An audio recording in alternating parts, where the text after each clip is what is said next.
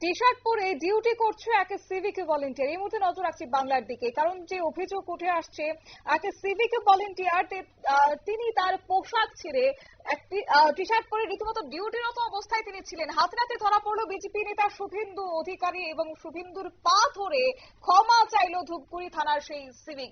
কি জানতে পারা যাচ্ছে জানবো বিস্তারিত। আমাদের সঙ্গে যুক্ত হয়ে গেছে প্রতিনিধি টুপাই হোর। টুপাই, কি জানতে পারছো?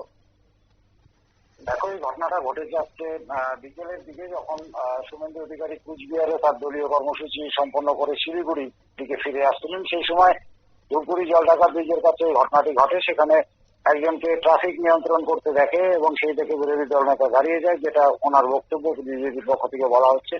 এবং সে নিজে গিয়ে তার পরিচয় জানতে চায় যে আপনার পোশাক পরা নেই, যেটা আমরা ছবিতে দেখতে পাচ্ছি।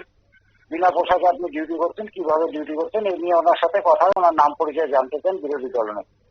এবং পরবর্তীকালে দেখা যায় সেই সিভিক ভলেন্টিয়ার বা সিভিক পুলিশ যে রয়েছে, সে হাত জোড়ো করে সেই জন্য ক্ষমা প্রার্থনা করেন এবং তার পা ছুঁয়েও ক্ষমা প্রার্থনা করবার চেষ্টা করেন। এবং নিমেষের মধ্যে সেই ভিডিও ভাইরাল হয়ে যাওয়াতে এই মুহূর্তে পশ্চিমবঙ্গের যতগুলো খবর চাঞ্চল্যকর খবর রয়েছে, তার মধ্যে কিন্তু অন্যতম একটি খবর চলছে যে এই ঘটনাটি, যেটা দেখা যাচ্ছে শুভেন্দু অধিকারী এবং সেই সিভিক ভলেন্টিয়ারের মধ্যে কথোপকথন এবং পরবর্তীকালে হাত জোড়ো করে ক্ষমা চাওয়া। এই ঘটনা নিয়ে রাজনৈতিক স্তরে যেমন একটা চাঞ্চল্য সৃষ্টি হয়েছে, সামাজিক মাধ্যমেও কিন্তু সমালোচনা আলোচনা চলছে এটা নিয়ে। তবে তার পেছনে কি কারণ রয়েছে? সে কি আদৌ মুখ খুলেছে?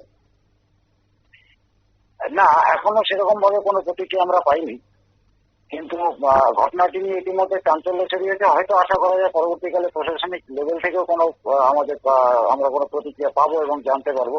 যতদূর এখন খবর নিয়ে জানা যাচ্ছে যে সিভিক যে ভলেন্টিয়ার যে সাদা পোশাকে ছিল, তিনি কার্যত গোয়েন্দা বিভাগ যে রয়েছে পুলিশের, তারই একজন সদস্য। মানে সদস্য বলতে সেই দপ্তরের সাথে যুক্ত এই সিভিক ভলেন্টিয়ার। সেই কারণে সে হয়তো সাদা পোশাকে ছিল বা টি শার্ট পরেছিল। তার সিভিক ভলেন্টিয়ারের যে পোশাক রয়েছে পশ্চিমবঙ্গ পুলিশের, সেটা সে পরেনি, এমনটাই জানা যাচ্ছে। ধন্যবাদ।